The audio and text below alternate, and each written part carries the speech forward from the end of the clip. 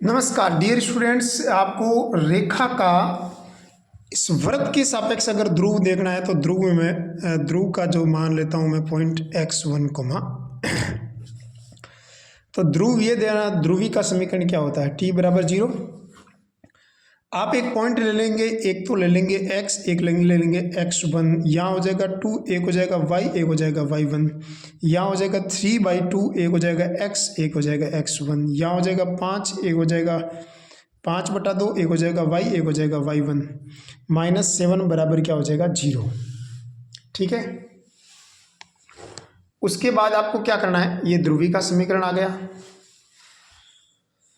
ये हमारे पास ध्रुवी का समीकरण है।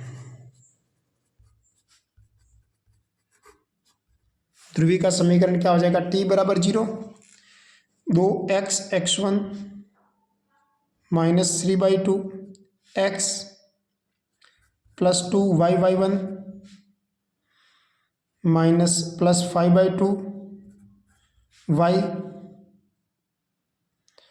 और ये हो जाएगा x का, ये हो जाएगा y का। पीछे कांस्टेंट, कांस्टेंट क्या बचा, एक तो ये बचा -3/2 x1 और +5/2 y1 -7 बराबर 0। ठीक है, ये हो जाएगा हमारे पास।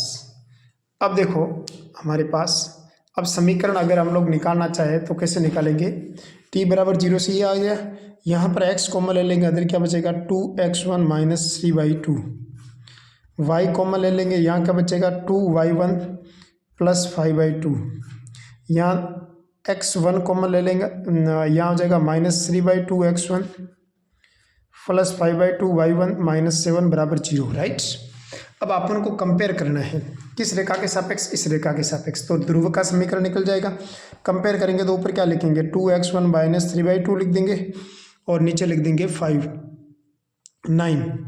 ऊपर लेंगे 2y1 +5/2 और नीचे लिख देंगे इसका कोष्टक मल्टीप्लाई में क्या है 1, और यहाँ लिख देंगे अपने पास -3/2 x1 5/2 y1 -7 अपॉन -28, ये लिख देंगे।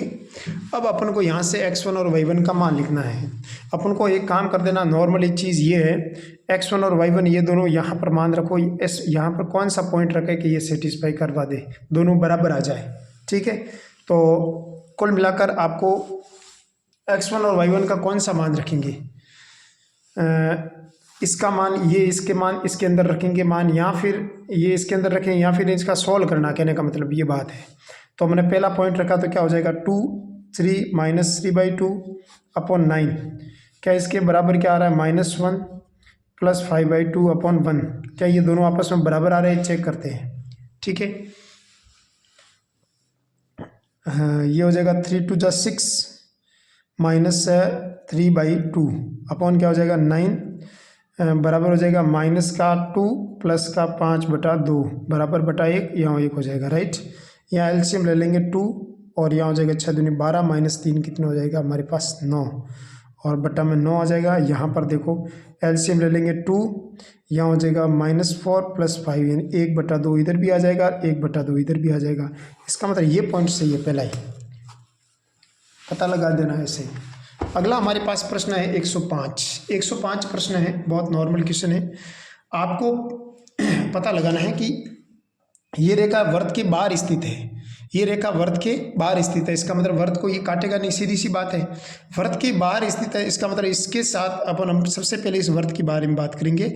जिस वर्त के बारे में बात कर रहे हैं उसका समीकरण है x² + y² -20y + 90 बराबर 0। ये हो जाएगा। इस सर्कल का सेंटर पॉइंट निकालेंगे तो 0 हो जाएगा, और -x का गुणांक बटा 2 हो जाएगा तो +10 हो जाएगा। अगर ये बाहर स्थित है तो सबसे पहले तो आपको पता लगाना चाहिए कि बाहर स्थित होने के लिए कंडीशंस कौन सी यूज होगी। देखो इसका अगर आप त्रिज्या निकालेंगे तो त्रिज्या कैसे ज्ञात करेंगे, 0 का स्क्वायर 0 हो जाएगा, 10 का स्क्वायर 100 हो जाएगा, माइनस क्या हो जाएगा 90, तो कुल मिलाकर हमारे पास √10 आ जाएगा। अब देखो ये पॉइंट है, इस पॉइंट का इस रेखा के ऊपर अगर हम लोग परपेंडिकुलर डिस्टेंस निकालेंगे कौन सी रेखा पर, y माइनस एम एक्स बराबर 0 पर। अगर आप परपेंडिकुलर डिस्टेंस निकालेंगे तो कैसे निकालेंगे, सीधे देखिए ये पॉइंट इसके अंदर पुट आउट करेंगे, 0 हो जाएगा, y का मान 10 हो जाएगा, माइनस m इंटू 0 हो जाएगा, अपॉन क्या हो जाएगा 1 प्लस एम स्क्वायर हो जाएगा, राइट। इसका मान कितना होना चाहिए, ये बड़ा होना चाहिए कि ये परपेंडिकुलर डिस्टेंस बड़ी होनी चाहिए, त्रिज्या छोटी होनी चाहिए और परपेंडिकुलर डिस्टेंस ज़्यादा होनी चाहिए, ये ज़्यादा होना चाहिए और त्रिज्या छोटी होनी थी, त्रिज्या हमारे पास √10 आ गई। तो कुल मिलाकर हमारे पास आया 10 √10 1 प्लस एम स्क्वायर, ये आ गया। तो कुल मिलाकर 10 ज़्यादा हो जाएगा, 10 प्लस 10 एम स्क्वायर। एम का मान क्या रखें कि ये कंडीशन को सेटिस्फाई करवा दें, एम का मान बड़ा रखेंगे, 3 से बड़ा 4 रख देंगे, अगर 4 रखें तो यहाँ पर देखो इस कंडीशन को ये सेटिस्फाई नहीं करवा रहा है, राइट। तो इसका मतलब ये तो कम है, बात गलत है। एम का मान कम रखेंगे, चलो कम रखें तो कितना रखें, 2 रख देते हैं, चलो 2 रखें तो 10 दूनी कितना हो जाएगा 20 हो जाएगा। अपन बात करें या फिर अपन ऐसे बात कर सकते हैं, देखो इधर यहाँ 10 था, इसको √10 इंटू √10 लिख सकते हैं, और यहाँ पर अपन वापस 1 प्लस एम स्क्वायर हो जाएगा √ के अंदर, और यहाँ हो जाएगा √10 से ये √10 कट जाएगा, तो यहाँ पर आ रहा है √10, यहाँ आ रहा है 1 प्लस एम स्क्वायर, ठीक है। दोनों तरफ स्क्वायरिंग करेंगे तो यहाँ हो जाएगा 10 प्लस 1 प्लस एम स्क्वायर, ठीक है, ये आ गया। इस एक को इधर भेजेंगे तो क्या आ जाएगा एम स्क्वायर, 9 आ जाएगा, दोनों तरफ मोड ले लेंगे तो क्या हो जाएगा 3 मॉडुलस एम आ जाएगा, सीधी सी बात है। एम का मान तो कम आएगा, एम की तरफ कम कौन सा आ रहा है, ये ऑप्शन राइट हो जाएगा। अगला हमारे पास 105 प्रश्न हो गए, 106वां प्रश्न देखो, 2x square 2y square 4x 4y किसको निरूपित करता है, बिल्कुल सही है, एक्स स्क्वायर और वाई स्क्वायर, वर्ग का समीकरण एक्स स्क्वायर और वाई स्क्वायर का गुणांक 1 होना चाहिए। देखो 1 अगर 2 का भाग देंगे तो कोई दिक्कत नहीं करेगा, और एक्स वाई का टर्म नहीं होना चाहिए, इसका मतलब ये किसका संकेत है, ये एक वर्ग का समीकरण है, राइट। 109 हो गए, 110वां प्रश्न देखो, वर्त एक संभव त्रिभुज, वर्त में एक संभव त्रिभुज, ये सर्कल है, सबसे पहले ये सर्कल बता देते हैं, ठीक है, ये इसकी त्रिज्या ले लेते हैं a, ठीक है, इस सर्कल की एक त्रिज्या a ले लेते हैं। इस त्रिज्या के द्वारा अगर हम लोग एक सर्कल बनाते हैं तो किस टाइप से बनाएंगे, सबसे पहली बात ये है, देखो अगर हम लोग सर्कल का बना देते हैं, चित्र बनाए, तो यहाँ से इसको मैं इस टाइप से बना देता हूँ, दूसरा इसको इस टाइप से मिला देता हूँ, राइट, फिर इसको इससे मिला दिया, ये आ गया सर्कल, इसके अंदर समबाहु त्रिभुज हो जाएगा। इस समबाहु त्रिभुज का मतलब क्या होता है कि इनकी सभी भुजाएं समान होती है, कोई दिक्कत जैसी बात नहीं है। अब देखो अगर मैं यहाँ इसको A ले लेता हूँ, इसको B ले लेता हूँ, इसको C ले लेता हूँ, कोई दिक्कत, बोलो ये केंद्र बिंदु है O, अगर O के साथ केंद्र बिंदु के साथ अगर मैं इसको मिला देता हूँ तो यहाँ पर हमारे पास इसको मिला देंगे तो ये भी A हो जाएगा और ये भी A हो जाएगा, कोई दिक्कत जैसी बात नहीं है। अपने को क्या चाहिए कि इसकी AB की भुजाओं की लंबाई चाहिए, ये A पड़ा, ये A पड़ा, तो ये कितना डिग्री का कोण होता है। सबसे पहली बात ये है, अगर आपके समक्ष जो कोण होता है ना, वो यदि आप त्रिभुज ले लेते हैं, ये ओ अपने भुजा वो ले ली और इसका एक त्रिभुज, तो यदि ये 30 डिग्री हो जाएगा और ये भी 30 डिग्री हो जाएगा, क्योंकि कोण भुजा के सामने वाले, ये इसके सामने वाला, ये इसके सामने वाला कोण बराबर होता है, और ये कितना हो जाएगा 120 डिग्री हो जाएगा, राइट। अब ये 120 डिग्री आ गया, तो सबसे पहले अपनों को तो भुजा की लंबाई, ये AB भुजा की लंबाई चाहिए। इस AB भुजा की लंबाई आपको ध्यान है तो कोज्या नियम से ये निकल जाएगा, कोई दिक्कत जैसी बात नहीं है। कोज्या रूल्स क्या होता है, कोज्या रूल्स होता है cos थीटा, आपके फॉर्मूला है cos थीटा बराबर cos थीटा मतलब 180 डिग्री हो जाएगा, और ये इसका स्क्वायर जोड़ देंगे, कितना हो जाएगा A square plus A square, और माइनस ये घटा देंगे सामने वाली भुजा है, इसका स्क्वायर घट जाएगा, और बट्टा में क्या हो जाएगा 2A स्क्वायर हो जाएगा, राइट है, बट्टा में 2A स्क्वायर हो जाएगा, फॉर्मूले का 2A स्क्वायर हो जाएगा।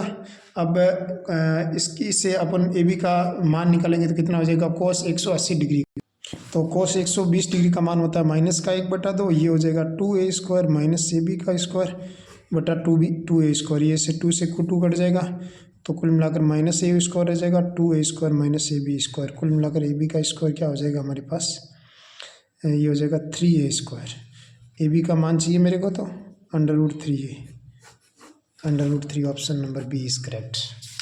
ठीक है। 108, अगर हम लोग 108 की बात करें, आर त्रिज्या के दो वृत्त इस प्रकार है कि एक वृत्त का केंद्र दूसरे वृत्त के केंद्र से गुजरता है कि तो विनिष्ट जीवा की लंबाई कितनी होती है? √3r होती है। ठीक है। और ये तो एकदम स्टैंडर्ड रिजल्ट होता है, पीछे आपने ये प्रश्न करवाया हुआ मेरे हिसाब से, ये प्रश्न आया हुआ सेम। ठीक है। तो ये √3r होता है। कोई दिक्कत जैसी बात है तो बोलो। शायद ये प्रश्न रिपीट हुआ है, ये मेरे को लग रहा है कि ये सेम केंद्र से गुजरा। ये प्रश्न मेरे कराया हुआ है कहीं ना कहीं, देखना अगर नहीं करवाया हुआ तो पीछे करवाया हुआ है, सेम प्रश्न करवाया हुआ है। ठीक है। आप देख सकते हैं, देखो मेरी बात समझो, ये वर्त है, दूसरा इसके वर्त दूसरे वर्त के केंद्र से गुजरता है, राइट बात।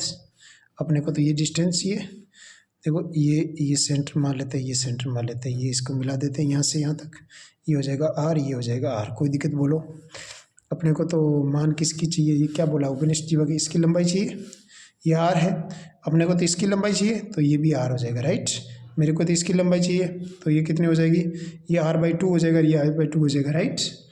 अब देखो तो r² माइनस r²/4 हो जाएगा और ऊपर √ लगा देंगे, आगे 2 लगा देंगे क्योंकि ये 2 गुना चाहिए इसका, तो मान पूरी लंबाई 2 गुनी हो जाएगी, सीधी सी बात है। तो 2 √r² 4r² माइनस r²/4 हो जाएगा, और ये 2 से 2 नीचे वाला कट जाएगा तो √3 हो जाएगा r, √3r। Option number C is correct हो जाएगा इसका। अगला हमारे पास प्रश्न है 109वां प्रश्न। 109वां प्रश्न भी बड़ा अच्छा प्रश्न है। आपको पूछा है कि एक चर वृत्त a,0 बिंदु से गुजरता है, रेखा x + y को स्पर्श करता है। यदि s = 0 वृत्त के केंद्र का बिंदु पथ हो तो s = 0 किसको निरूपित करेगा? बहुत नॉर्मल क्वेश्चन है। ये निरूपित किसको करेगा आपको पता लगाना है। तो मैंने मान लिया कि एक वृत्त है, इसका केंद्र बिंदु है 0,0, राइट। अगर ये हमारे पास 0,0 नहीं है, मानना है तो h,k मान लेते हैं, राइट। h,k एक वृत्त का केंद्र बिंदु है। ये चर वृत्त के बिंदु से गुजरता है, इस वृत्त के ऊपर ये पॉइंट है, तो वृत्त पर पॉइंट कौन सा है? 1,0। अब आपको पता लगाना है कि त्रिज्या मान कितनी हो जाएगी? केंद्र और वृत्त पर स्थित बिंदु को मिला तो त्रिज्या हो जाएगी, तो त्रिज्या का हो जाएगा √a - h² plus 0 - k²। Solve करेंगे तो क्या हो जाएगा? a - h² plus k², right. ये त्रिज्या हो जाएगी। अब देखो यदि ये त्रिज्या है, हमारे समक्ष है, ये त्रिज्या है। अब ये क्या कह रहा है कि ये वृत्त के ये इस रेखा को स्पर्श करता है, वृत्त का केंद्र बिंदु। तो इस केंद्र से, केंद्र है h,k, तो केंद्र से डाला गया लंब, केंद्र से डाला गया लंब P होता है, और लंब इस रेखा के ऊपर डालेंगे, केंद्र हमारे पास है h,k, तो क्या हो जाएगा? h + k / √2 हो जाएगा। सीधी सी बात है, ये इसकी लंब की लंबाई हो जाएगी। अगर ये स्पर्श करता है, अगर स्पर्श करता है, क्या करता है? स्पर्श करता है, तो P बराबर किसके बराबर हो जाएगा? R के बराबर आ जाएगा। P का मान मेरे पास कितना है? h + k/√2, और R का मान मेरे पास कितना है? √a - h² plus k²। ठीक है। बहुत साइडिंग स्कोरिंग करेंगे तो हमारे पास जो रिजल्ट आएगा वो आपको दिखने से पता चल रहा है कि एक रेखा युग्म का नहीं होकर ये जो रिजल्ट है वो किसको डिनोटेट कर रहे हैं। देखो इसका होल स्क्वायर जोड़ देंगे, दोनों तरफ इस करेंगे, h के गुणा में आ रहा है, h के गुणा में आ रहा है, इसका मतलब वृत्त तो होगा नहीं, सीधी सी बात है। और रेखा युग्म होगा नहीं, दूसरा कौन सा बटेगा? परवल ही बचेगा। ठीक है, इस टाइप से कर सकते हैं आप। अगला हमारे पास प्रश्न है 110वां क्वेश्चन। 110वां क्वेश्चन भी बड़ा अच्छा क्वेश्चन है, आप समझिएगा। इसने क्या बोला है कि उस वृत्त का समीकरण, जो इस वृत्त का समीकरण, उस वृत्त का आपको समीकरण ज्ञात कीजिए जो वृत्त का समीकरण हमारे को बाह्य, उस वृत्त का समीकरण बाह्य स्पर्श करता है जिसकी रेखाओं अभिलंब होगा। तो उस वृत्त का आपको समीकरण ज्ञात करना है। पहला वृत्त है, समीकरण क्या दे रखा है? x² + y² x²। देखो सॉरी, ये सर्कल का देख रखा क्वेश्चन ये है, इसको बाह्य स्पर्श करता है। कौन स्पर्श करता है? इसके अच्छा अभिलंब दे रखा है। अभिलंब हमेशा केंद्र से गुजरता है। अभिलंब की रेखाएं जो रेखा दे रखा है वो दे रखा है x square minus 3xy minus 3x plus 9y बराबर क्या हो जाएगा 0। अब देखो इससे हम लोग इसको सेपरेट कर देंगे। कैसे कर देंगे? अगर हम लोग इसको अलग अलग करेंगे तो कैसे करेंगे? सबसे पहली बात ये है, देखो एक तो इसमें x कॉमन ले लेंगे तो क्या बचेगा x माइनस 3y, राइट। इसमें एक x माइनस 3y सेम इधर बचेगा तो इसका मतलब कॉमन क्या आ जाएगा? माइनस का 3 कॉमन आ जाएगा, बराबर क्या हो जाएगा 0। एक तो हमारे पास x माइनस 3 बचा, एक हमारे पास x माइनस 3y बच गया, बराबर क्या आ रहा है 0।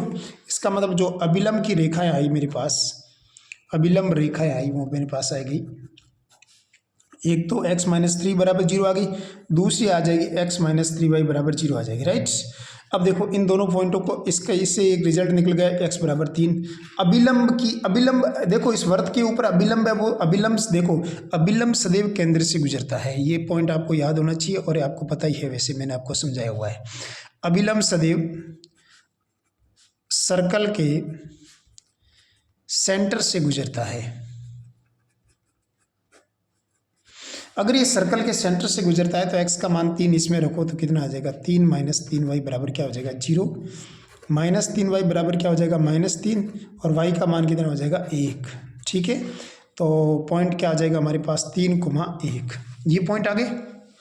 अब देखो आपको पता लगाना है कि ये स्पर्श कर रहा है उस सर्कल पहले बात है मेरे पास, जो ये केंद्र हमारे पास आ गया 3,1। अगर ये बाहर की तरफ स्पर्श कर रहा है तो हम जानते हैं कि C1 और C2 के बीच की डिस्टेंस है वो R1 प्लस R2 के बराबर आनी चाहिए, ये होना चाहिए। अब देखो अगर ये ऐसी है तो C1 और C2 के बीच की डिस्टेंस कितनी है पहले ये पता लगाना पड़ेगा। और C1 C2 की डिस्टेंस कैसे निकालेंगे? जब हमारे को C1 और C2 पता होगा। देखो अगर आपको पता हो, आपको बाई ऑप्शन से चेक करना है, दोनों का केंद्र बिंदु निकालना है जिसमें दोनों के रेडियस अगर बराबर आ जाए। देखो पहले का केंद्र आपको मैंने निकाल के दे दिया 3,1, इसका केंद्र आप निकाल सकते हैं, क्या आ जाएगा 3,-3, 3,-3 आ जाएगा। अगर 3,-3 के बीच की डिस्टेंस देखेंगे और इन दोनों के बीच की डिस्टेंस देखेंगे तो यहाँ हमारे पास आ रही है 3 - 3 0 हो जाएगा और -3 -1 -4 का स्कोर 16 हो जाएगा और R1 प्लस R2 के बराबर आने चाहिए। R1 यानी पहले वृत्त की त्रिज्या, और पहले वृत्त की अगर त्रिज्या है वो अपन देखेंगे 4 के बराबर आना चाहिए। और इस वृत्त की त्रिज्या तो आपको पता ही है कितनी है हमारे पास, √4 का स्क्वायर, 3 का स्क्वायर 9 हो जाएगा, 3 का स्क्वायर 9 हो जाएगा और माइनस क्या हो जाएगा 17, 9 9 18 -1 17 17 1 हो जाएगा, 1 हमारे पास मान आ गया। 1 प्लस यदि ऐसी वृत्त जिसकी त्रिज्या 3 है तो जिसकी वृत्त की त्रिज्या 3 है वो राइट आंसर हो जाएगा, तो 4 बराबर 4 आ जाएगा। इस टाइप से आपको चेक करना है, आप सर्कल के बाई ऑप्शन से चेक करना है। अगला हमारे पास प्रश्न है, हमारे पास 111वां प्रश्न। टी के सभी मानों के लिए 3 बिंदु दे रखे हैं, इससे गुजरने वाले वृत्त का समीकरण निम्न में से किस बिंदु से गुजरेगा? पहली बात आओ, अगर ये टी से गुजर रहा है तो पहले वाले दोनों समान होने चाहिए। कहने का मतलब पहले वाले दोनों समान किस में आ रहे हैं? इसमें भी दोनों समान आ रहे हैं, इसमें अलग अलग आ रहा है, इसमें भी समान आ रहा है, इन दोनों में से होगा, राइट। अब ये कह रहा है कि 1T से भी गुजर रहा है, अच्छा 1 आ रहा है, इसका मतलब ये कट गया तो पीछे कौन सा बचेगा, ये ऐसे चेक किया करो प्रश्न, समझे बात करें, आप रहो दिमाग लगाना बस, ठीक है। तो 1,1 आंसर राइट हो जाएगा इसका। ये थोड़ा लंबा प्रश्न है, आपको पता हो तो अगर ऐसा प्रश्न आ जाएगा तो 40/9 इस आंसर है इसका, 40/9 ऐसे याद रख दीजिएगा आप, ठीक है। लेकिन अगर हम लोग करने जाएंगे तो बहुत इसमें लेंथी है क्वेश्चन, ऐसे प्रश्न को आज छोड़ना होता है एग्जाम में आपको। अगर ऐसे प्रश्न आप एग्जाम में करने शुरू कर दिए तो उस दौरान आप पीछे रह जाएंगे, एग्जाम के जो रेस है उनसे पीछे रह जाएंगे। इसीलिए अगर आप पहली बार अगर कोई तैयारी कर रहा है तो ऐसे प्रश्न छोड़ने होते हैं, बना के दे दिया तो भी छोड़ने होते हैं। अगर आपको रिजल्ट याद है, डायरेक्ट याद है कि भाई जाल जी ने बताया था कि इस टाइप का आंसर आए तो ये है, चेप देना, ठीक है, ओके। तो इस टाइप से अपन ऐसे प्रश्न आते हैं तो इस टाइप से अपन चेक कर लेते हैं। लेकिन अगर आप इसको करने जाएंगे तो आपको कम से कम तो 5-7 मिनट लगी, अपन चेक करेंगे, पीछे बाद में कर देंगे। अपन थोड़े सिंपल प्रश्न को अपन ले लेंगे एक बार, तो उसके बाद में ले लेता हूँ उसको प्रश्न को वापस, ठीक है। अगला देखो हम लोग 113वें प्रश्न को ले लेते हैं। डियर स्टूडेंट्स, 113वां क्वेश्चन है हमारे पास। इस वर्त के सकेंद्रीय तथा वर्त को स्पर्श करने वाले वर्त का समीकरण, इसका केंद्र कितना आया मेरे पास 1,2। 1,2 केंद्र इसमें भी है, एक इसमें भी है, इसमें भी है, तीनों में है। इसका मतलब तीनों में से कोई भी हो सकता है। और इस सर्कल को स्पर्श करता है। इस सर्कल को अगर स्पर्श करेगा तो कहने का मतलब स्पर्शता का प्रतिबंध लिखाना है। स्पर्शता का प्रतिबंध क्या होता है, C1 और C2 के बीच की दूरी R1 प्लस R2 के बीच की दूरी के बराबर आ जाए तो स्पर्श करेगा। प्लस माइनस दोनों भी आ सकता है, क्योंकि अंदर से स्पर्श करेगा तो यहाँ पर माइनस आ जाएगा, बाहर से स्पर्श करे तो प्लस आ जाएगा। समझ में आई बात। अगर पहले वर्त की बात करें तो पहले वर्त की त्रिज्या कितनी है हमारे पास, केंद्र बिंदु कितना है, देखो पहले वर्त का केंद्र बिंदु C1 है और C1 केंद्र बिंदु हमारे पास है 1,2, राइट। दूसरे वर्त को स्पर्श करेगा तो दूसरे वर्त का केंद्र बिंदु कितना है, माइनस का 1 और कोमा y का मान 0 हो जाएगा, राइट। ये दूसरे वर्त का केंद्र बिंदु हो जाएगा -1,0, पहले वर्त का केंद्र बिंदु हो जाएगा 1,2। अगर हम लोग C1 और C2 के बीच की दूरी निकाल दें तो कैसे निकालेंगे, -1 - 2 का स्क्वायर 4 हो जाएगा, 0 - 2 का स्क्वायर 4 हो जाएगा और √8 आंसर आ जाएगा इसका। समझ में आई बात। ऐसे आप इन दोनों के सेंटर के बिंदु के बीच की दूरी निकाल सकते हैं। तो 4 और 4 8 आ जाएगा। अब देखो, अब आपको पता लगाना है कि R1 का मान कितना है, R2 का मान कितना है। देखो R1 पहले वर्त की त्रिज्या अगर देखेंगे तो कितना आ रहा है मेरे पास, √1 + 4 और 1 5 हो जाएगा, √5 आ रहा है, राइट, ठीक है। और यहाँ पर आप चाहते हो कि अगर हम लोग को इतना बड़ा माथापौड़ी नहीं करनी है तो सिंपल सा एक फंडा आपको बता देता हूँ। क्या, देखो पहले हमारे को जो वृत्त दे रखे हैं उसकी अगर हम लोग रेडियस की बात करेंगे तो जो अपने निकालना क्या है, स्पर्श करने वाला वृत्त का समीकरण। इसके केंद्र बिंदु सेम है तो मैं एक काम कर लेता हूँ, ऐसा वर्त का समीकरण,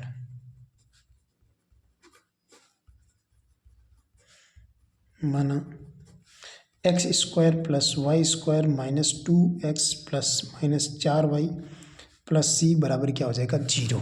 ये इस वर्त का समीकरण है। माना ऐसा वर्त का समीकरण ये हो जाएगा, राइट, जिसका केंद्र बिंदु ये हो। अब आपको पता लगाना है कि हमारे पास केंद्र बिंदु क्या है। जो दूसरे समीकरण का केंद्र बिंदु हमारे पास है -1 और 0, ठीक है। दूसरे वर्त का केंद्र बिंदु इसको स्पर्श कर रहा है ना, इसका सेंटर पॉइंट क्या है, -1 और 0। और इसके देखो पहले वर्त की माना जो उस वर्त का समीकरण ये है, और अगर इसका अपन केंद्र बिंदु निकालेंगे तो कितना आ जाएगा हमारे पास 1,2, और इसकी आप त्रिज्या निकालेंगे तो कितना आ जाएगा हमारे पास 1 का स्क्वायर 1 + 2 का स्क्वायर 4 -c हो जाएगा, राइट, यानी √5 - c हो जाएगा। और दूसरे वर्त का समीकरण कितना है हमारे पास, x² प्लस क्या हो जाएगा y²। और दूसरे वर्त की बारे में बात कर रहे हैं ना, वो हो जाएगा 2x - 1 = 0 हो जाएगा। इसका सेंटर पॉइंट निकालेंगे तो क्या हो जाएगा -1 और 0 हो जाएगा। और त्रिज्या निकालेंगे तो कितना हो जाएगा हमारे पास 1 का स्क्वायर 1 हो जाएगा, +0 - c हो जाएगा, मतलब √2 हो जाएगा, राइट, ये √2 इसकी आ जाएगी। अब हमारे को स्पर्शता का प्रतिबंध लगाना है। स्पर्शता का प्रतिबंध ये है कि इन दोनों के बीच की डिस्टेंस निकाल देते हैं। ये पहले वर्त के बारे में बात की, ये दूसरे वर्त के बारे में बात की। तो C1 और C2 के बीच की डिस्टेंस निकाली, तो मैंने अभी निकाली तो कितनी आई हमारे पास √8 आ गई, ठीक है।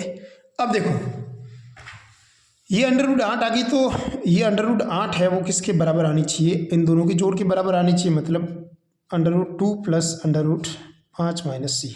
और c का मान आपको निकालना है। यहाँ से कैसे निकालेंगे, बहुत सारी स्कोरिंग से निकाल दें। तो इसमें से कौन सा ऑप्शन बैठेगा, जिस ऑप्शन को चेक करना है आपको। देखो 13 बैठेगा यहाँ पर मेरे हिसाब से, 13 लेंगे तब बराबर हो जाएगा। किस टाइप से, माइनस प्लस दोनों ही कर सकते हैं, माइनस लेंगे ना तब ये इसके बराबर आ जाएगा। इसका मतलब ये अंदर से स्पर्श करेगा, ठीक है। ये बाई ऑप्शन से चेक करना पड़ता है, ठीक है। अगला प्रश्न हमारे पास 114वां प्रश्न। 114वां प्रश्न भी अपन देखो, सरल रेखा पर स्थित वृत्त के निकटतम बिंदु को निकालना है। सबसे पहले हमारे पास सर्कल का इक्वेशन है 16x² 16y² plus 32x minus 8y minus 50 बराबर हो जाएगा 0। ये हमारे पास सर्कल का इक्वेशन है। x² प्लस y², 16 का भाग देंगे तो क्या हो जाएगा 2x, 16 का भाग दे देंगे तो क्या हो जाएगा y/2 और 16 का भाग दे देंगे तो क्या हो जाएगा 50/16 बराबर क्या हो जाएगा 0। सोल्व किया तो हमारे पास आया x² plus y² plus 2x minus y/2 और 2 का भाग दिए 25/8 हो जाएगा बराबर 0। अब देखो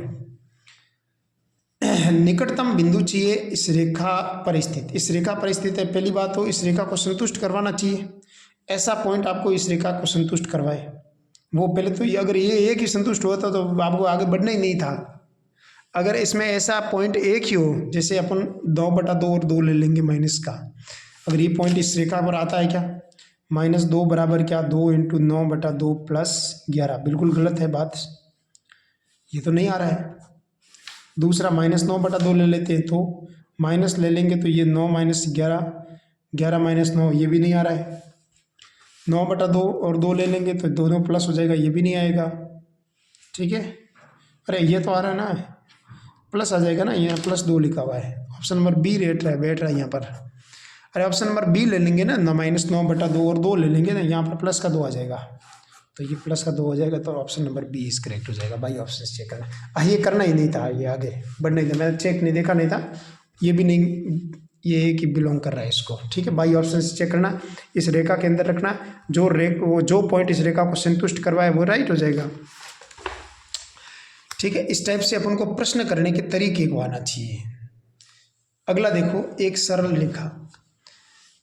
रेखा निर्देशीय अक्षों को ए तथा बी पर मिलती है।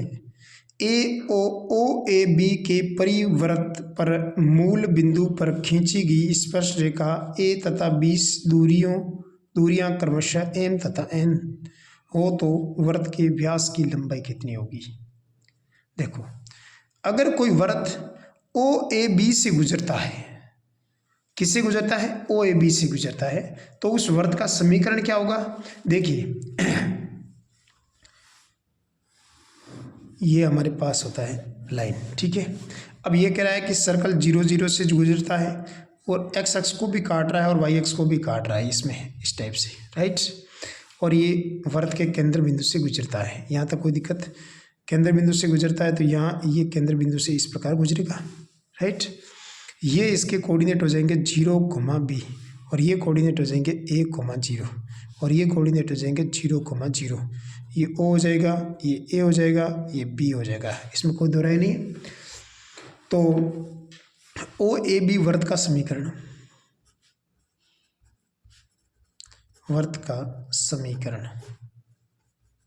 कितना हो जाएगा x² plus y² minus ax minus by बराबर क्या हो जाएगा 0। सही बात है, बिल्कुल इसमें कोई दोहराई नहीं है। वही भी पर काटता तो उस वृत्त का समीकरण यही होता है। अब आपको व्यास का समीकरण चाहिए, व्यास कहाँ से गुजरता है, इससे गुजरता है, सीधी सी बात है।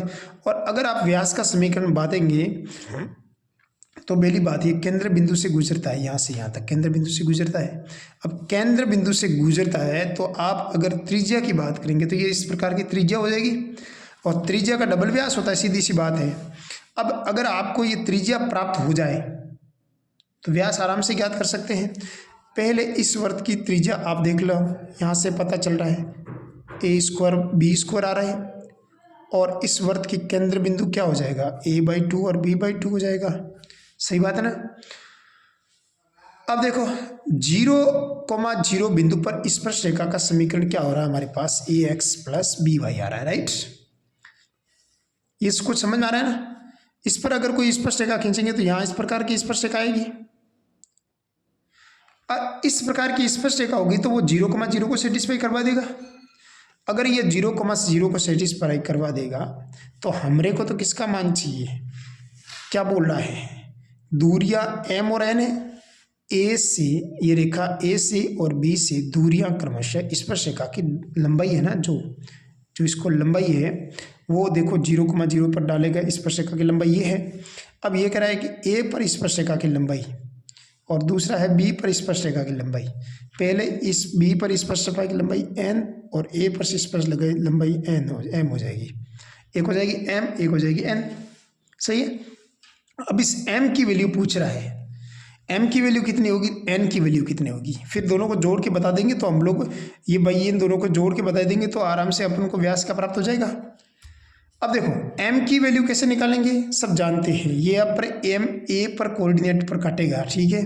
अब स्पर्श रेखा पर डाला गया लंब क्या होता है, 90 डिग्री का एंगल बनाता है, ये 90 डिग्री का कोण बना देगा। समझ में आई बात। अगर ये 90 डिग्री का कोण बनाता है तो हमरे को कैसे याद करेंगे, सब जानते हैं। यहाँ पर हमारे पास इसका जो व्यास की लंबाई हो जाएगी वो हमारे पास हो जाएगी, यहाँ पर a,0 है, ये 0,b है, तो व्यास हमेशा इनको दोनों यहाँ से, तो ये व्यास इसके बीच में से गुजरेगा तो इसी व्यास हो जाएगा a² + b²। और a² + b² किसके बराबर आ रहा है, m और n के जोड़ के बराबर ही आ रहा है ना, तो वो हो जाएगा m + n। तो ये m + n किस में आ रहा है, ऑप्शन नंबर ए इसमें आ रहा है, बाकी किसी में नहीं आ रहा है। क्योंकि जहाँ पर अगर हम लोग m का मान ज्ञात करेंगे तो वो कितना हो जाएगा, m का मतलब अपन को परपेंडिकुलर डिस्टेंस चाहिए, ax + by = 0, इसकी लाइन की इक्वेशन है। अपने को तो यहाँ इस पॉइंट के इसके साथ डाला गया लंब की लंबाई चाहिए ना, वही तो m होती है, और इस पॉइंट से लंब की लंबाई हो जाएगी n। अगर ये इसके ऊपर डालेंगे तो क्या हो जाएगा, ऊपर हो जाएगा m का मान हो जाएगा a² बटा √a² + b² हो जाएगा, और n का मान निकालेंगे तो b² बटा √a² + b² हो जाएगा। अगर हम लोग m + n को जोड़ देंगे तो हमारे पास कितना मान आ जाएगा, a² बटा √a² + b² बटा √a² + b² आ जाएगा, और एलसीएम आ जाएगा √a² + b² और ऊपर हो जाएगा a² + b², कुल मिलाकर √a² + b² मान आ जाएगा इसका आंसर। ठीक है, अगला क्वेश्चन है हमारे पास 116वां क्वेश्चन। 116वां क्वेश्चन भी बड़ा अच्छा क्वेश्चन है। आपको क्या लिखा हुआ है, ये डायरेक्ट है, आपको रिजल्ट है। ऐसे रिजल्ट्स आपको अगर याद रहने शुरू हो जाएंगे ना तो आप आराम से इस प्रश्न को करने की जरूरत। यदि किसी चर बिंदु की एक त्रिभुज के शीर्षों की दूरियों का वर्गों का योग सदैव निश्चित रहता है। दूरियों भाई उनकी जो पॉइंट्स है उनकी जो दूरियों के वर्गों का मतलब शीर्ष के शीर्षों के से दूरियों के वर्गों का योग एक निश्चित रहता है, तो उस बिंदु पर एक ऐसा वृत्त है जिसका केंद्र उस वृत्त का क्या कहलाता है, सदैव केंद्र कहलाता है। केंद्र क्या कहलाता है, केंद्र। केंद्र की डेफिनेशन है वर्गों का योग सदैव निश्चित रहता है। दूरियों जो त्रिभुज के शीर्षों से दूरियों की लंबाई होती है ना वो अगर निश्चित रहे तो उस वृत्त का बिंदु पद क्या कहलाता है, केंद्र की। ऑप्शन नंबर ए राइट हो जाएगा इसका। बहुत नॉर्मल क्वेश्चन था, ऐसे प्रश्न आते हैं ना परीक्षा के अंदर, तब आपको क्या करना है कि इन प्रश्नों को लेवल को समझना है कि ये पूछ क्या रहा है। अगर ये अपन को ये पता हो जाएगा तो अपन कभी भी इसको ऐसे प्रश्न को अच्छे तरीके से अपन ज्ञात कर सकते हैं। जैसे इसने क्या पूछा, जैसे माना कि एक आप पॉइंट जैसे ऐसे आप करने जाओगे तो कोई भी दिक्कत नहीं है, छोटा ही सही है डेरिवेशन है इसका भी। जैसे उस पॉइंट को मैं मान लेता हूँ x1, y1 आपकी x, y1 सुविधा के लिए मान लेता हूँ, राइट। जिस पॉइंट की ये बात कर रहा है उस केंद्र की बात कर रहा है, राइट। अब देखो अगर आप बात करते हैं तो यहाँ पर जो ये क्या कह रहा है, शीर्षों से दूरियों के वर्गों का योग पूछ रहा है ना। शीर्षों से अगर दूरियों के वर्गों का योग है उसको अगर मैं निकालूं तो मेरे पास कितना आ रहा है, x - x1 आ रहा है, इसका स्क्वायर। दूसरा क्या आ रहा है, y - y1 आ रहा है, उसका योगफल आ रहा है। और उसका योगफल क्या कह रहा है, एक निश्चित रहता है, मतलब वो फिक्स पॉइंट रहता है, अचर रहता है। ठीक है, अगर ये पहला निकाला उसी प्रकार दूसरा भी निकालेंगे, x - x2 का स्क्वायर प्लस y - y2 का स्क्वायर कर देंगे। सिमिलरली x - x3 का स्क्वायर कर देंगे और प्लस y - y3 का स्क्वायर कर देंगे, राइट है। और अगर आप इसका मान फिक्स कर देते हैं तो आपको पता चल जाएगा कि इसका सेंटर क्या है। देखो अगर हम लोग इसको होल स्क्वायर खोलेंगे तो हमारे पास कितना आ जाएगा, x² प्लस x1 का square -2xx1, y² plus y1 का square -2y y1, x square plus x two का square plus minus two x x two हो जा रहा है, right, plus y square plus y two का square minus two y y y y two, x का square plus x three का square minus two x x three, plus y square plus y three का square minus two y y three, right, ये आ रहा है, इसके बराबर अचर आ जाएगा। तो अगर हम लोग देखें तो इसमें देखो एक्स स्क्वायर एक बार आ रहा है और कहाँ आ रहा है, एक दो बार आ रहा है, तीन बार आ रहा है, राइट, तीन बार एक्स स्क्वायर आ रहा है और तीन बार ही वाई स्क्वायर आ रहा है, तीन बार ही जेड स्क्वायर आ रहा है। अगर उनको हम लोग कांस्टेंट मान लेते हैं तो जीरो में चला जाएगा। और जो x1 है उसमें देखो यहाँ आपको दिमाग लगाना पड़ेगा, जो x1 का स्क्वायर है वही तो कांस्टेंट का काम करेगा। तो हमारे पास जो टर्म्स आई है ना, मेरे को तो सेंटर पॉइंट निकालने के x के कोफिशिएंट का निकालना है मेरे को। तो भाई ये अगर वर्त है तो उसमें अगर कोफिशिएंट निकालेंगे तो उसका वर्त का केंद्र बिंदु निकालेंगे तो एक तो x जरूरत पड़ेगी, एक में x यहाँ पर आता है माइनस टू एक्स में आ रहा है, ठीक है, एक x कहाँ पर आ रहा है, ये पड़ा minus two x x two आ रहा है, राइट, एक वर्त कहाँ आ रहा है, एक ये पड़ा, और सॉरी ये कहाँ है, एक्स एक्स थ्री है ना ये तो, हाँ एक्स आ रहा है ना यहाँ पर, टू एक्स एक्स थ्री आ रहा है। अगर मैं माइनस दो कॉमन ले लेता हूँ, दो एक्स कॉमन ले लेता हूँ तो क्या हो जाएगा, x one x two x three आ रहा है। अगर हम लोग सेंटर पॉइंट निकालेंगे तो कितना आ जाएगा इसका, तो इसका सेंटर पॉइंट निकालेंगे तो कितना हो जाएगा, टू एक्स बाई थ्री हो जाएगा ना, यूँ। तो यहाँ से अगर हम लोग देखें तो यहाँ से स्पष्ट रूप से पता चल रहा है कि ये वर्त का क्या हो जाएगा, सेंटर। भाई मेरे कहने का मतलब यूँ है कि जैसे अगला प्रश्न है, ये भी बड़ा अच्छा प्रश्न है। प्रश्न क्या कह रहा है उसको समझिएगा। ए तथा बी बिंदुओं से एक वर्त पर खींची गई स्पर्श रेखाओं की लंबाई एक तो L1 है, दूसरी L2 है। यदि ए और बी संयुग्मी बिंदु है, संयुग्मी बिंदु का मतलब क्या होता है, सबसे पहले देखो, अगर हम लोग बात करते हैं, माना कि एक सर्कल है, उसकी समीकरण है x square plus y square बराबर क्या हो जाएगा, ए स्क्वायर। ये एक सर्कल है जिसका रेडियस है हमारे पास ए और दूसरा केंद्र बिंदु है 0,0, ठीक है। अब देखो ए पॉइंट है, उसके कोऑर्डिनेट क्या है और बी पॉइंट के कोऑर्डिनेट्स क्या है, मैं x1, y1 मान लेते हैं या x2, y2 मान लेते हैं, राइट। ये दो पॉइंट ले लिए, राइट। अब इन दो पॉइंटों के समक्ष अगर मैं, ये पॉइंट है भी ये इस सर्कल से पासिंग हो रहे हैं, तो यहाँ पर हमारे पास क्या हो जाएगा, x1 का स्क्वायर प्लस y1 का स्क्वायर माइनस ए स्क्वायर, ये L1 के स्क्वायर के बराबर आ जाएगा, क्योंकि स्पर्श रेखाओं की लंबाइयाँ कितनी है हमारे पास, एक तो L1 है, दूसरा ये पॉइंट भी पास हो रहा है, तो यहाँ क्या हो जाएगा, x2 का स्क्वायर प्लस y2 का स्क्वायर माइनस ए स्क्वायर बराबर L2 का स्क्वायर हो जाएगा, ठीक है। अब देखो सब जानते हैं कि यहाँ पर हमारे पास अंडर स्पर्श रेखाओं की लंबाई, ये इसने देखो क्या बोला है, ये समझ में नहीं आया, ये चीज़ समझ नहीं आया। देखो √S1 बराबर होता है स्पर्श रेखाओं की लंबाई,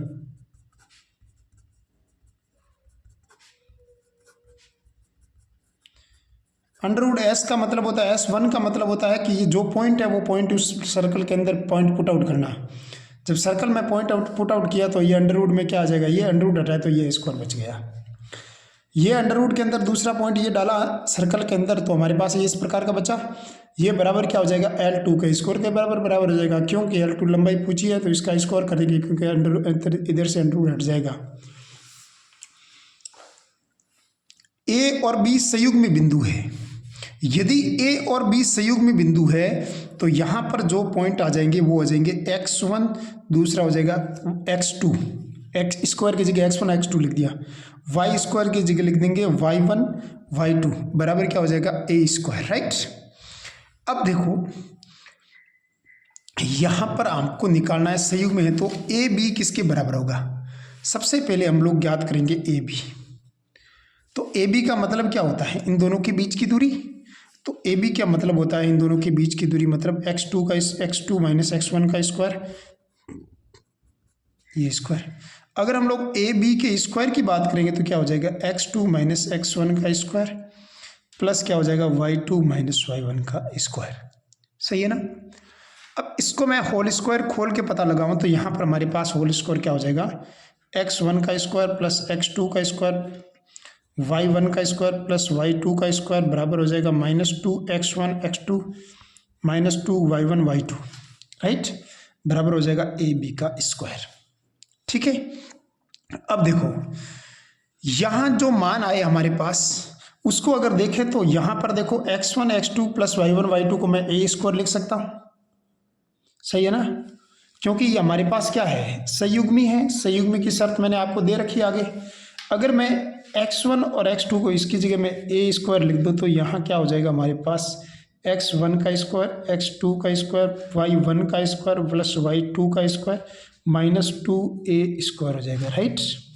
ये कॉमन ले लेंगे -2 तो यहाँ हो जाएगा ए स्क्वायर बराबर हो जाएगा AB का स्क्वायर। मेरे को तो AB का मान चाहिए भाई, मेरे को तो AB का मान चाहिए। अब देखो L1 का स्क्वायर मेरे पास कितना है ये पढ़ा देख ले। यहाँ से अगर मैं इसको मैं ऐसा लिख सकता हूँ x1 का स्क्वायर प्लस y1 का square minus a square x2 का स्क्वायर प्लस y2 का स्क्वायर माइनस ए स्क्वायर। यहाँ से यहाँ तक लंबाई है हमारे पास L1 का स्क्वायर। दूसरा यहाँ से यहाँ तक लंबाई है वो L2 का स्क्वायर, वो किसके बराबर हो जाएगी, AB के स्क्वायर के बराबर हो जाएगी। सही बात है ना। एक भाई L1 का स्क्वायर और L2 के स्क्वायर के बराबर हो जाएगी AB का स्क्वायर। तो मेरे को तो AB का मान चाहिए, तो AB का मान हो जाएगी अंडर रूट में L1 का स्क्वायर प्लस L2 का स्क्वायर। ये जिस ऑप्शन में बैठ रहा है वो ऑप्शन राइट हो जाएगा। इनमें से कोई नहीं वाला ऑप्शन बैठ रहा है, बाकी कोई ऑप्शन, डी ऑप्शन राइट हो जाएगा इसका। 118 प्रश्न है, वो बड़ा अच्छा प्रश्न है। एक बिंदु P वर्त x square plus y square बराबर ए स्क्वायर। दूसरे वर्त का समीकरण है x square plus y square बराबर बी स्क्वायर।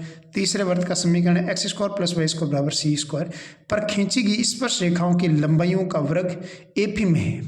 अब जो इनकी लंबाइयाँ खींची गई है, माना कि जो पॉइंट है वो पी पॉइंट है, वो x1, y1 है, राइट।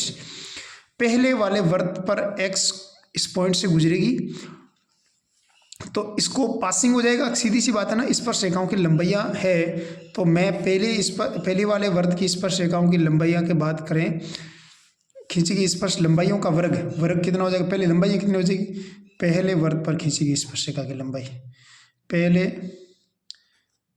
वाले वृत्त पर खींची गई स्पर्श रेखा की लंबाई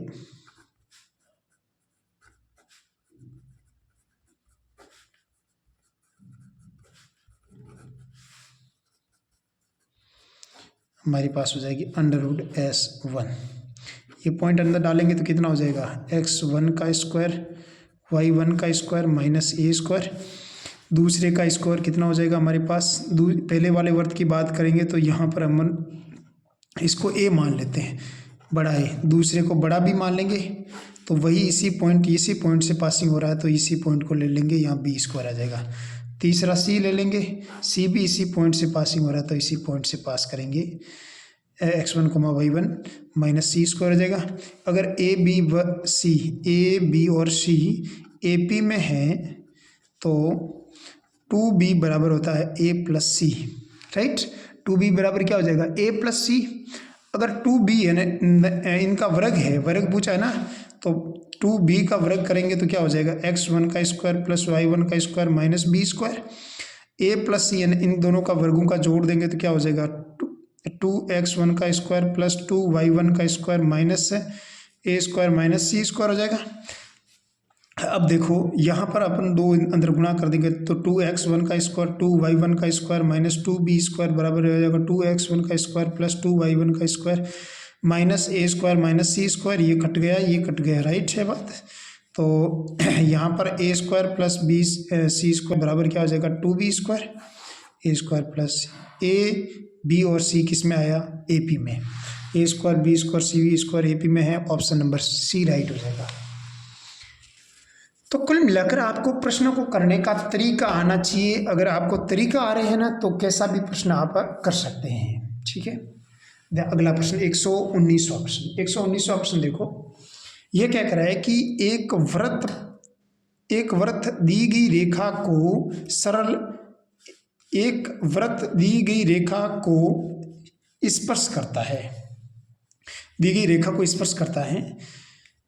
इस रेखा के एक लंबवत रेखा 2D लंबाई का अंतखंड काटता है। लंबवत है वो 2D का अंतखंड काटेगा, ये भी दिमाग में रखना है आपको। लंबवत 2D का अंतखंड काटता है तो इस वृत्त के केंद्र का बिंदुपथ क्या हो जाएगा। ओहो, केंद्र का आपको बिंदुपथ लगाना है। तो अगर मैं इसमें लिखा हुआ है ना, वो अंतखंड 2D की अंतखंड लंबाई है ना, वो अगर एक्स अक्ष को देखो, मैं अगर बात करता हूँ एक इस सर्कल का इक्वेशन मान लेता हूँ। एक जनरल जो फॉर्म में सर्कल का इक्वेशन होता है वो हमारे पास है x square plus y square plus 2gx plus 2fy plus c बराबर क्या हो जाएगा 0। अगर ये जो सर्कल है वो एक्स अक्ष को स्पर्श करता है, अगर ये एक्स अक्ष को स्पर्श करता है, देखो इसमें अगर मैं इसने क्या बोला, देखो एक दी गई रेखा को स्पर्श करता है, माना कि उस रेखा का समीकरण अपन जैसे कोई भी लेट करना पड़ता है। इसमें एक काम कर देते हैं, ये जनरल आपने इक्वेशन माना, ये सर्कल का जनरल फॉर्म है। अब अपन के पास दो इक्वेशन है, एक तो एक्स अक्ष की है, एक्स अक्ष की, और दूसरे हमारे पास है समीकरण वो है वाई अक्ष की बात कर रहा है।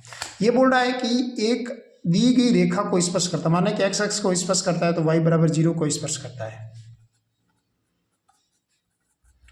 तो इसका मतलब y बराबर 0 को स्पर्श करेगा, मतलब उसमें अंतखंड नहीं काटेगा। अंतखंड नहीं काटा तो हम जानते हैं कि 2√g² माइनस c आ जाएगा। इसमें क्या एक्चुअली जो फॉर्म होता है ना वो होता है g² माइनस c, इसके बराबर क्या आएगा 0। ये 0 क्या होगा, ये फॉर्मूला होता है अंतखंड की लंबाई का फॉर्मूला होता है। तो g² के बराबर क्या आया c।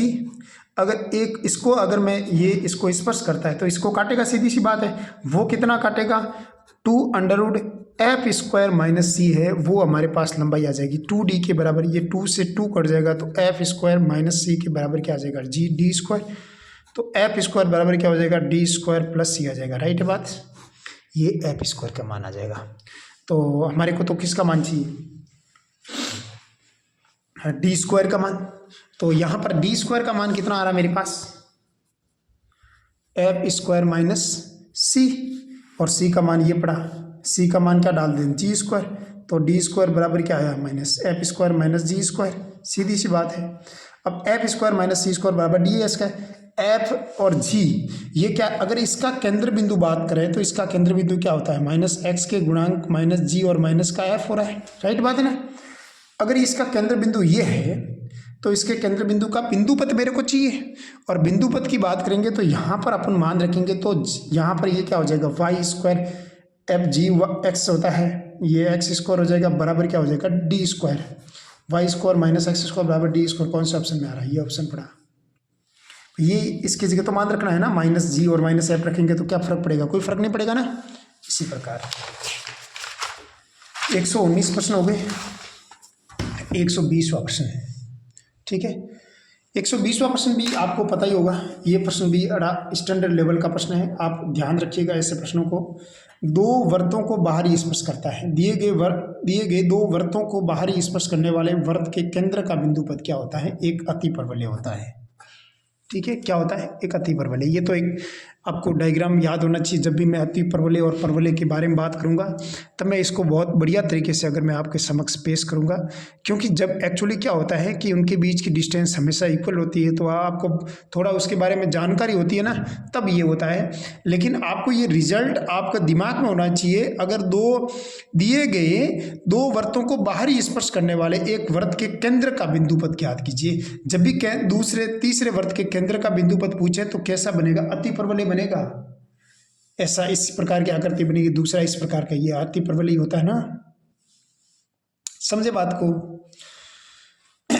तो जो केंद्र का बात बिंदुपथ चले, ऐसे इस प्रकार एक वृत्त ये बना, दूसरा वृत्त ये बना, तीसरा वृत्त ये बना, चौथा वृत्त ये बना, तीसरा ये दोनों इधर में दोनों तरफ बन सकते हैं। इसके बिंदुपथ इसके बिंदुपथ चाहिए तो इसको हटा देंगे तो ये इस प्रकार ये आकृति इसकी होती है, अतिपरवलय की होती है ना। तो ऐसा दिमाग में थोड़ा सा रखना है, अपन को रिजल्ट याद रखना है। राइट, ये भी प्रश्न बड़ा अच्छा प्रश्न है। क्या कह रहा है कि वृत्तकार रेखा के सापेक्ष आपको प्रतिबिंब का समीकरण पूछ रहे हैं। प्रतिबिंब का समीकरण पूछा है ना, तब ये थोड़ा कैलकुलेटिव हो जाएगा, इसमें कोई दो राय नहीं है। जब भी प्रतिबिंब का समीकरण पूछे तो उस दौरान ये कैलकुलेटिव बन जाएगा। तो उस दौरान आपको पता लगाना, देखो सबसे पहले आपको पता लगाना है कि इसमें क्या दे रखा है, सापेक्षिक प्रतिबिंब पूछा है। तो सबसे पहले आपको सर्कल की इक्वेशन क्या दे रखी है, x square plus y square 16x minus 24y plus 183 बराबर क्या हो जाएगा 0, राइट। इस सर्कल की सेंटर क्या हो जाएगा, माइनस का 8 और प्लस का 12 हो जाएगा, राइट। इस सर्कल की रेडियस कितनी हो जाएगी, 8 का स्क्वायर 64 हो जाएगा, 12 का स्क्वायर 144 माइनस 183 बराबर कितना हो जाएगा, √25। √25 का मान कितना होता है 5। ये इसकी रेडियस होगी, रेडियस का मतलब होता है त्रिज्या, ठीक है। अब देखो मेरी बात समझो, आपको क्या दे रखा है कि एक रेखा का मान दे रखा है। उस रेखा का समीकरण है 4x प्लस 7y बराबर 13 प्लस 13 बराबर 0। देखो इस रेखा के अगर सापेक्षिक अगर इसका प्रतिबिंब पूछे तो रेखा का समीकरण क्या दे रखा है, 4x प्लस 7y प्लस 13 बराबर क्या हो जाएगा 0। अब इस रेखा के सापेक्ष आपको प्रतिबिंब पूछे तो माना कि उस प्रतिबिंब का समीकरण क्या है मेरे पास, x1, y1। इस प्रतिबिंब का समीकरण है x1, y1। अगर ये प्रतिबिंब है x1, y1 है तो अपन क्या करेंगे, सबसे पहले हमारे पास समीकरण क्या दे रखा है, -8 दे रखा है। तो इस प्रतिबिंब ये है, दूसरा सेंटर पॉइंट ये है, तो इसका मिड पॉइंट कैसे निकालेंगे, x1 माइनस 8/2 y1 प्लस 12/2, ये इसका मिड पॉइंट हो जाएगा।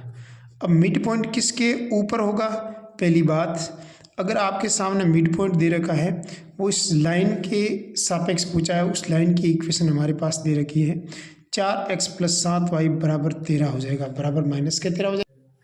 देखो ये जो पॉइंट है ना, ये एक रेखा पर है, इस रेखा का नाम है 4x 7y प्लस 13 बराबर 0। ये रेखा के अंदर ये पॉइंट रख देंगे और वो पॉइंट हो जाएगा 4x का मान हो जाएगा x1 माइनस 8/2 हो जाएगा, और 7y1 का मान हो जाएगा y1 प्लस 12/2 हो जाएगा, और प्लस 13 बराबर हो जाएगा 0, ठीक है।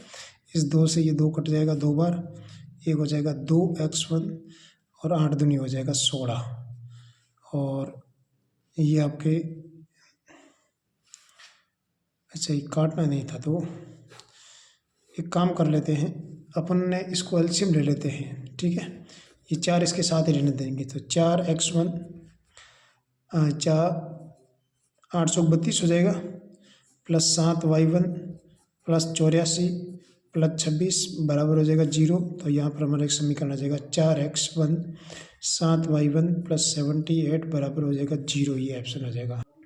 तो ये एक तो ये इक्वेशन आ गई, और इस इक्वेशन को संतुष्ट करवाएगा, इसका सेंटर पॉइंट निकल जाएगा एक इस इक्वेशन से, प्लस का 7y, ये मतलब ये सेंटर से गुजरेगा, सीधी सी बात है भाई, ये मिड पॉइंट होती है सेंटर से गुजरेगा, मिड पॉइंट को सेटिस्फाई करूँ तो ये लाइन सेंटर से गुजरेगी, मतलब व्यास का समीकरण आ गया। व्यास का समीकरण हमेशा केंद्र को संतुष्ट कराएगा, और यहाँ पर अगर केंद्र देखें तो यहाँ पर कितना केंद्र -16 और -2, यहाँ पर है +16 और -2, यहाँ पर है -16 और -2 सेंटर है, लेकिन यहाँ पर रेडियस 5 नहीं बन रही थी, ठीक है, पहले से ही पता चल रहा है। इन दोनों में से कोई एक होगा, तो इनमें सेंटर इसके अंदर रखेंगे तो सभी प्लस है, तो ये दोनों माइनस रखेंगे तो कौन सा सेटिस्फाई करवा देगा, ये सेटिस्फाई करवाएगा, क्योंकि -16 और -2 रखेंगे तो ये कि इस कंडीशन को सेटिस्फाई कर दे, -64 प्लस 14 प्लस 78 हो जाएगा, माइनस दोनों ही माइनस हो जाएंगे, राइट। ये दोनों माइनस हो जाएंगे तो 78 हो जाएगा, 78 माइनस 78 0 हो जाएगा, ऑप्शन नंबर ये मैच हो जाएगा, राइट।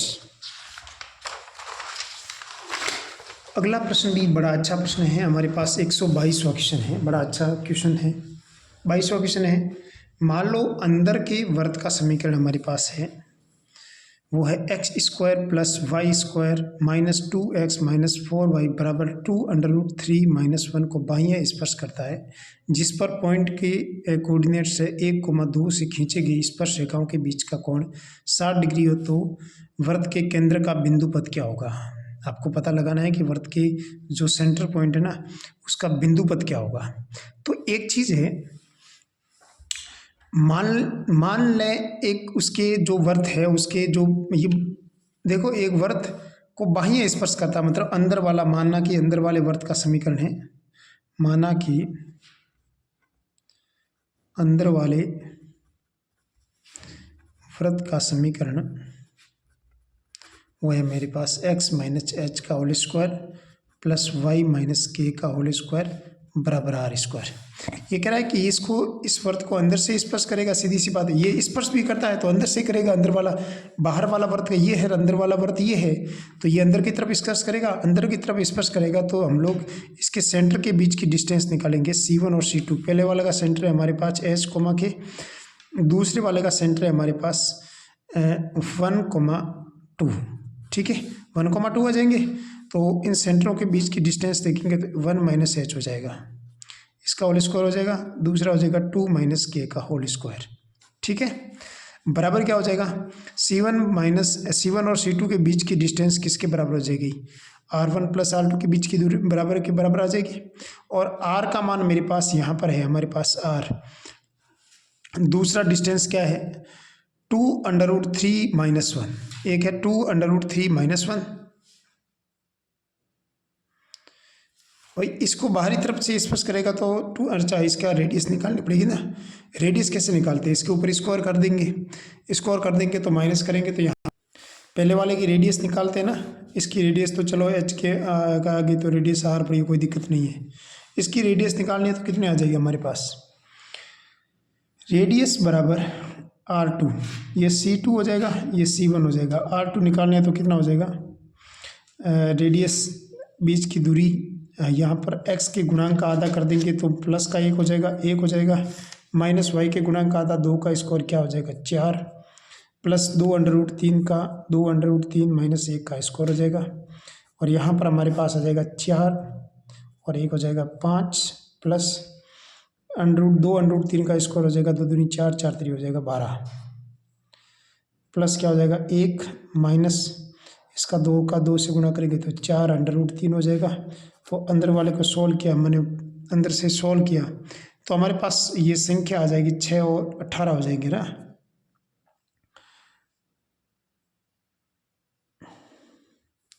18 माइनस 4√3, 4 को हम लोग कॉमन ले लेंगे तो बाहर डाल देंगे, राइट। अरे वो भूल से मैंने ये कैसे कर रहा हूँ, माइनस C होता है ना, ये माइनस आ जाएगा, सॉरी 4 और 1 कितना हो जाएगा 5, माइनस 2√3 प्लस 1 हो जाएगा 6 माइनस 2√3 हो जाएगा, राइट है। तो यहाँ C का मान ये माइनस हो जाएगा ना, ये माइनस ये प्लस, आज गलतियाँ कैसे हो रही है, यहाँ पर अपने हो जाएगा, ये क्या लिया मैंने 2√3 प्लस का 1 बच गया ना, तो ये हो जाएगा हमारे पास 2√3 माइनस 1 हो जाएगा, तो 5 माइनस 1 कितना हो जाएगा 4, फिर 5 माइनस 1 4 हो जाएगा, तो ये प्लस का हो जाएगा ना, तो 4 प्लस 2√3 हो जाएगा, सीधी सी बात है, पहले वाले की त्रिज्या अंदर की तरफ स्पर्श करता है तो हमारे पास जो स्थिति आ जाएगी वो ये आ जाएगी 1 माइनस एच का स्क्वायर प्लस 2 माइनस के का होल स्क्वायर बराबर हो जाएगा पहले वाले वर्त की रेडियस में से 4 प्लस 2√3 में से आर को घटा देंगे, ठीक है। अब देखो, और इसने क्या बोला है, जिस पर बिंदु 1,2 से खींचे गए स्पर्श रेखाओं के बीच कोण कितना है 60 डिग्री का है, राइट है, कोण कितना है 60 डिग्री का है। तो स्पर्श रेखाओं के बीच में कोण कैसे होता है 2 tan इनवर्स R/√S होता है, बराबर कितना हो जाएगा π/3। तो कुल मिलाकर यहाँ से हमारे पास मान 2 को इधर भेजेंगे π/6 और tan π/6 का मान कितना हो जाएगा वो यहाँ आ जाएगा। ठीक है, r/√s आ जाएगा वैल्यूज़। फिर उन वैल्यूज़ को रखेंगे तो अपने को तो h और k का बिंदु पद चाहिए ना। अब देखो ये दो इधर इसके नीचे जाएंगे तो π/6 और tan π/6 का मान कितना होता है 30 डिग्री और tan 1/√3 हो जाएगा ना भाई। tan इधर बचेगा 1/√3 r/√s का मतलब पॉइंट क्या था हमारे पास, जो पॉइंट था ना उस पॉइंट को इसके अंदर पास कर देंगे, मतलब इसके अंदर से गुजार देंगे, तभी हमारे पास जो स्थिति वो रह जाएगी, वो हो जाएगी हमारे पास 1 - h का होल स्क्वायर प्लस 2 - k का होल स्क्वायर, राइट, बराबर r का मान ने मेरे पास कितना आ जाएगा, ये ऊपर की तरफ चला जाएगा, सीधी सी बात है, तभी तो r का मान आ जाएगा ना। अब देखो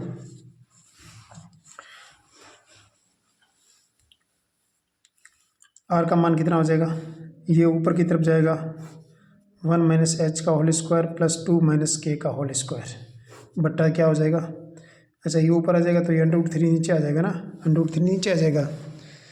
तो ये हमारे पास r का मान आ जाएगा, r का मान यहाँ डाल देंगे अपन तो हमारे पास ये r यहाँ से हट जाएगा, तो हमारे पास एक h के में समीकरण आ जाएगा, राइट है। और वो समीकरण कितना आ जाएगा अपन देखेंगे तो ये इतना आ जाएगा। ठीक है, इस टाइप से अपन को सॉल्व करना था थोड़ा। अगला हमारे पास प्रश्न है, बड़ा अच्छा प्रश्न है, ये भी 123वां क्वेश्चन है।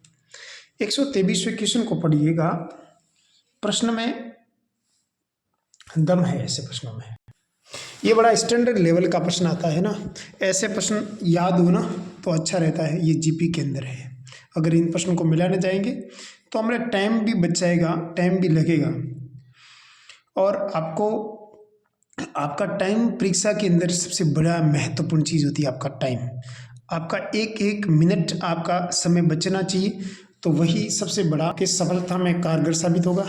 इस प्रश्न को करने जाएंगे तो बहुत ज़्यादा टाइम लगेगा। मैं आरपीएससी के पॉइंट ऑफ व्यू से इसका आंसर आप याद रख सकते हैं, ठीक है। अब मैं बाद में करवाऊँगा इस प्रश्न को बाद, ठीक है। अभी मैं 125 प्रश्न की तरफ चलता हूँ। 124 प्रश्न कहाँ गया, हाँ। एक वृत्त मूल बिंदु से गुजरता है जिसका केंद्र अल्फा और बीटा, वृत्त का मूल बिंदु पर स्पर्शरेखा का समीकरण ज्ञात करो। ठीक है, तो ये हो जाएगा। कैसे हुआ समझ में आया कुछ? वृत्त मूल बिंदु से गुजरने वाला, मूल बिंदु से तो सभी गुजर रहा है, कोई दिक्कत नहीं, ऐसा यहाँ से तो पता चल नहीं रहा है। अब देखो, वृत्त मूल बिंदु से गुजरता है जिसका केंद्र अल्फा और बीटा है। क्या है केंद्र, क्या है अल्फा और बीटा। तो अगर केंद्र अल्फा और बीटा है तो हमारा जो समीकरण हो जाएगा वो क्या हो जाएगा, x माइनस अल्फा का स्क्वायर y माइनस बीटा का स्क्वायर बराबर हो जाएगा r स्क्वायर। आर स्क्वायर का मान कितना हो जाएगा, alpha square plus beta square. सीधी सी बात के आर वो मूल बिंदु और मूल बिंदु से गुजरेगा, सेंटर ये तो मूल बिंदु और सेंटर के बीच की दूरी हो जाएगी, वो हो जाएगी alpha square plus beta square का अंडर रूट का स्क्वायर करेंगे तो ये रूट यहाँ से हट जाएगा, सीधी सी बात है। तो हमारे पास ऐसा समीकरण आ गया। अब मैं इस समीकरण को सोल्व करूँ 0,0 पर स्पर्शरेखा का समीकरण। सबसे पहले इसको मैं सोल्व कर देता हूँ, राइट। इसको सोल्व करूँगा तो क्या हो जाएगा, x square plus alpha square minus 2x alpha y square plus beta square minus 2y beta बराबर alpha square plus beta square, right. यहाँ तक किसी को कोई दिक्कत? ये बीटा स्क्वायर से अल्फा स्क्वायर से अल्फा स्क्वायर से बीटा स्क्वायर कट जाएगा। इसको एक्स स्क्वायर को मैं x इंटू x1 डाल सकता हूँ और x1 का मान हमारे पास 0 है, तो कुल मिलाकर इसको मैं x इंटू 0 लिख सकता हूँ। माइनस अल्फा 2x को मैं क्या लिख सकता हूँ, x प्लस 0 लिख सकता हूँ। माइनस बीटा 2y को मैं y प्लस 0 लिख सकता हूँ, बराबर क्या हो जाएगा 0। कुल मिलाकर मेरे पास alpha x minus beta y बराबर क्या आ जाएगा 0। कुल मिलाकर हमारे पास आएगा alpha x plus beta y बराबर क्या आया 0 आंसर। अगला हमारे पास 126वां प्रश्न है, वो है हमारे पास 124 में मेरे हिसाब से मूलाक्ष है, वो यहाँ लिखा नहीं है, यहाँ पर लिख देंगे। मूलाक्ष का समीकरण ज्ञात किया है ना, तो हमारे पास पहला समीकरण क्या दे रखा है, 3x²। और जो पहले s माइनस s1 बराबर जो भी समीकरण आएगा वो मिलास हो जाएगा, घटाना है दोनों वृत्तों में से। ठीक है। 126 प्रश्न है। 126 प्रश्न क्या दे रखा है? मूल बिंदु से वृत्त पर खींची गई स्पर्शरेखा लंबवत है। कौन सी कंडीशंस होगी जब ये लंबवत होगी? मूल बिंदु से खींची गई रेखा है, लंबवत होगी। तो आपको पता लगाना है कि लंबवत का मतलब 90 डिग्री। तो 2 tan इनवर्स r/√s1 का मान कितना आ जाएगा? π/2। तो कुल मिलाकर हमारे पास tan इनवर्स r/√s1 का मान कितना आ जाएगा? π/4। tan को इधर ले लेंगे तो कुल मिलाकर r/√s1 का मान कितना हो जाएगा? tan π/4। और tan π/4 का मान कितना हो जाएगा? 1। तो r बराबर क्या हो जाएगा? √s1। राइट। तो कुल मिलाकर r² का मान कितना हो जाएगा? s1। r² का मतलब क्या होता है कि इसकी जो लंबाई हो जाएगी और वो s1 के बराबर आ जाएगी। तो उस किस कंडीशंस में ये लागू हो जाएगा? तो हमारे पास इस कंडीशन में क्या होता है? r² का मतलब क्या होता है? रेडियस कितनी हो जाएगी? a² + b² - b² बराबर s1 का मतलब ये पॉइंट 0,0 से, तो ये 0 ये 0 ये 0 ये 0 हो जाएगा। कुल मिलाकर क्या है? b²। ठीक है। तो ये कट जाएगा तो हमारे पास दोनों तरफ, अच्छा ये b² के बराबर आ जाएगा ना। ऐसा क्यों है ना? r² का मान, अच्छा ये स्क्वायर है ना, ये रूट हट जाएगा। तो a² बराबर क्या आ जाएगा? b², क्योंकि यहाँ पर r² लिखा हुआ है। राइट। तो a² b बराबर b², option number C is correct हो जाएगा इसका आंसर। अगला प्रश्न हमारे पास है 127वां क्वेश्चन। 127वां क्वेश्चन क्या दे रखा है कि एक वृत्त का केंद्र, आपको केंद्र सेंटर पॉइंट क्या दे रखा है? 1,2। राइट। ये 4,6 से गुजरता है। 4,6 से गुजरता है। तो सबसे पहले मैं 4,6 से गुजरता है तो 4,6 से इस सेंटर के बीच की दूरी निकाल दूंगा, जो P पॉइंट होगा। तो CP के बीच की दूरी आ जाएगी हमारे पास 4 - 1 3 का स्क्वायर 9 हो जाएगा। 6 - 2 4 का स्क्वायर 16 हो जाएगा। कुल मिलाकर 125 का मान क्या हो जाएगा? 5। यानी CP का मान कितना आ जाएगा? 5। राइट। अगर CP का मान 5 आ गया तो मतलब त्रिज्या का मान कितना आ जाएगा? 5। अगर त्रिज्या का मान 5 आ जाएगा तो हम लोग ये देखते हैं कि उस सर्कल का क्षेत्रफल क्या होता है? πr²। और ये पाई हो जाएगा। r का मान कितना है? 5 का स्क्वायर यानी 25 पाई हो जाएगा। एरिया हमारे पास आ जाएगा 25 pi. Option number C is correct हो जाएगा इसका। ठीक है। अगला हमारे पास 128वां प्रश्न। ये भी 128वां प्रश्न भी बड़ा अच्छा प्रश्न है, आपको दिमाग लगाने वाला प्रश्न है। जब तक आप डियर स्टूडेंट्स सबसे पहले इस वर्त का समीकरण लिख देते हैं, x² y² -2x -2y + -2 = 0। उस जीवा के मध्य बिंदु का बिंदुपत जो केंद्र पर 120 डिग्री का कोण बना रहा है। चलो सबसे पहले इसका सेंटर निकाले तो कितना हो जाएगा? माइनस और आधा प्लस का 1 हो जाएगा, माइनस और आधा प्लस का 1 हो जाएगा। इसकी रेडियस की बात करें तो √1 का स्क्वायर 1 हो जाएगा और 1 का स्क्वायर 1 हो जाएगा, माइनस d हो जाएगा तो ये d क्या हो जाएगा? प्लस का 2 हो जाएगा और 2 और 2 4 हो जाएगा, 4 का रूट कितना हो जाएगा? 2। राइट। ये रेडियस हमारे पास कितनी आ जाएगी? 2। अब अपने को तो केंद्र का बिंदुपत चाहिए, ये सर्कल इस टाइप का बन गया। राइट। और ये इसकी क्या हो जाएगी? जीवा। और ये इसका क्या है? Centre point. इसके कोऑर्डिनेट क्या हो जाएंगे? 1,1। इसके ऊपर ये कितना डिग्री का कोण बना रहा है? 120 डिग्री का कोण बना रहा है मतलब। ठीक है। अगर ये 120 डिग्री का कोण बना रहा है तो बीच वाला जो माध्यिका होगी, जो मिड पॉइंट होगा, वो 160 डिग्री का कोण इधर बना देगा। अगर ये 60 डिग्री का कोण बना रहा है मेरे को तो इसका बिंदुपत चाहिए और इसके पॉइंट को मान लेते हैं x, 1 x, y। इसका मान है r। मेरे को तो इसका बिंदुपत चाहिए ना। अब देखो ये x, y बिंदुपत कभी भी निकालना था h, k माना करो, h, k मान लेंगे। अगर ये h, k हैं तो हम लोग हमारे को इसके बीच की डिस्टेंस निकाल सकते हैं क्या हो जाएगी, ओ इसको मान लेते हैं, ए इसको, बी इसको मान लेते हैं, सी इसको मान लेते हैं। तो ओ सी के बीच की डिस्टेंस क्या हो जाएगी हमारे पास, h माइनस वन का स्क्वायर k माइनस वन का स्क्वायर। तो अब देखो ओ बी का मान कितना हो जाएगा हमारे पास, ओ बी का मान हो जाएगा 5, अरे 2,